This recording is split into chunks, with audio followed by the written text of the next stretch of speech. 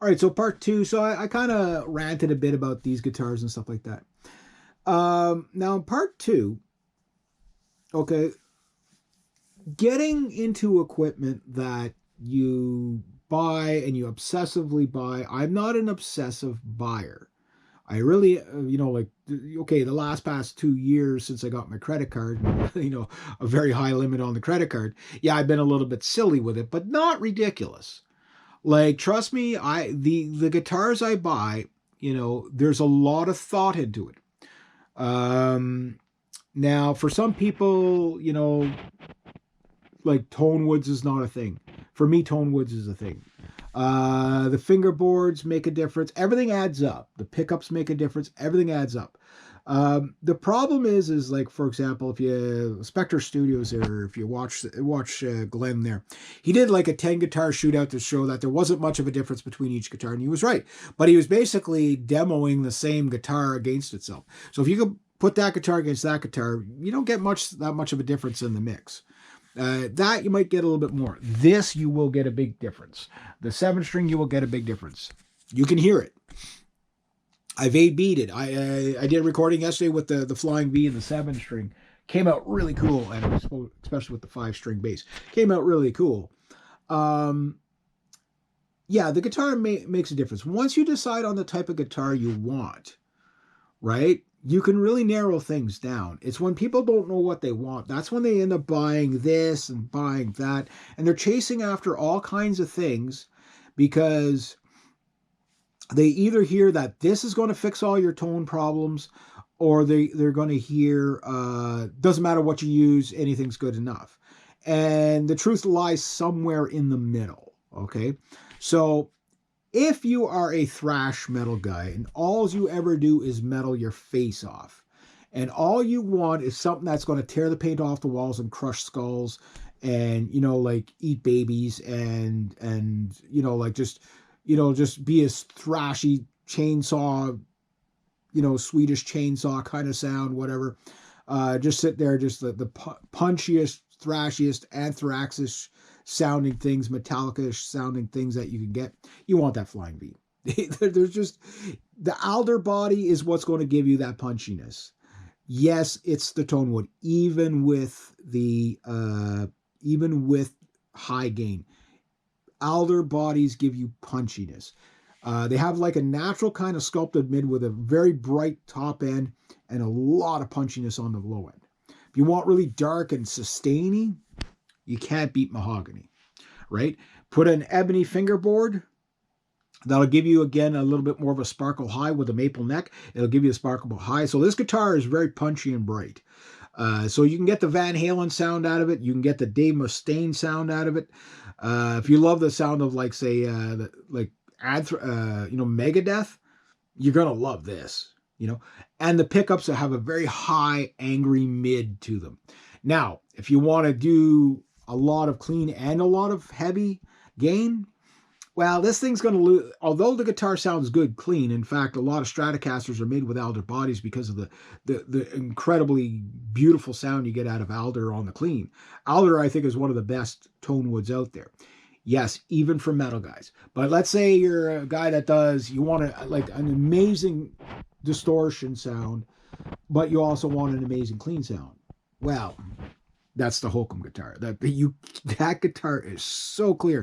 I love recording with it. It's just absolutely, like, I love doing the leads on this, but I find when I'm doing the rhythms are better on that. It's the pickups are clear. They're more of a neutral pickup, very high gain, or high output, but it does the job, right? So you got two guitars that do two similar things. And if you had to live with one or live with the other, you'd be fine. But on the other hand, it's one of those things that you have to know what you're looking for, or you're going to buy a whole bunch of guitars and not be happy with them. Problem with the guitars I have is that I love them all so much I can't pick a favorite because each one does something a little bit different in an area. Like I say, when I just want to like thrash and just speed metal, like this thing is just the hooligan guitar. But when I want to get really nice clean sounds, like just really like bubble tone, woman tone, stuff like that, that SG is pretty hard to beat. If I want more of a modern clean sound, like almost like an acoustic guitar sound, and then go to really heavy, I love that guitar. You know what I mean? And then of course, when I really want to pound the walls out of the place, I got the 8 string and the 7 string. So tool to the job, right? So that's your first thing. So instead of buying 16 different guitars of different prices and whatever, am I doing for time? Okay, I'm not doing too bad. Think about what you want.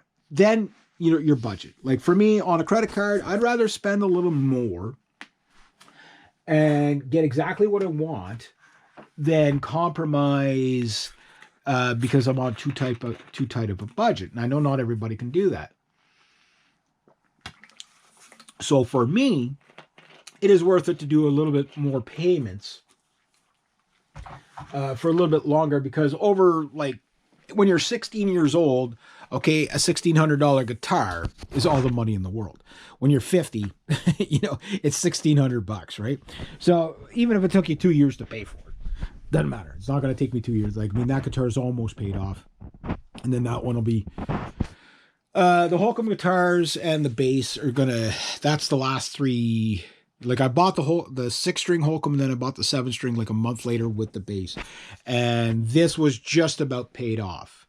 But I bought that in like last year, November-ish, I think. So it's like, like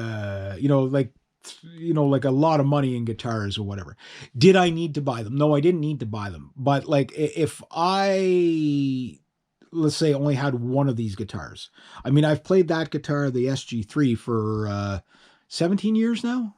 I've been playing that guitar. It needs to be rewired because it needs to be regrounded and stuff like that. But, like, that guitar was all the guitar I needed for a long time. But it doesn't do these things, right? So that's why you buy new gear, because you're getting something different. So when you got people out there saying, well, the guitar doesn't matter. Well, it will. As much as I love that SG3, it'll never be as, like, when you really saturate the gain, it sounds cool. You get the Black Sabbath sound, but you don't get the clarity. You won't get the clarity of these guitars, right? When you're playing straight through the Hot Rod Deluxe, that SG kicks the crap out of these two, because it's just those classic 57s and this 57 Plus just really, really love going straight through the amp. You just get such dynamic tone. So these guys, you get clarity and heaviness and thrashiness and all that stuff. With that, you get dynamics, right? So, just really juicy notes. But it doesn't do as well with effects. These guitars do really well with effects, but they're not as juicy sounding for their natural tone, right? And then, of course, the mahogany with the rosewood, that's a very mid-range sounding guitar. Really angry, really short scale, really angry, really tight. That's why I like the Gibson scale. It gives you the really tight sounds, right? But when you want the heavy, punchy stuff, you want the longer, the 25.5 scale, and whatever. And as I explained with these guitars.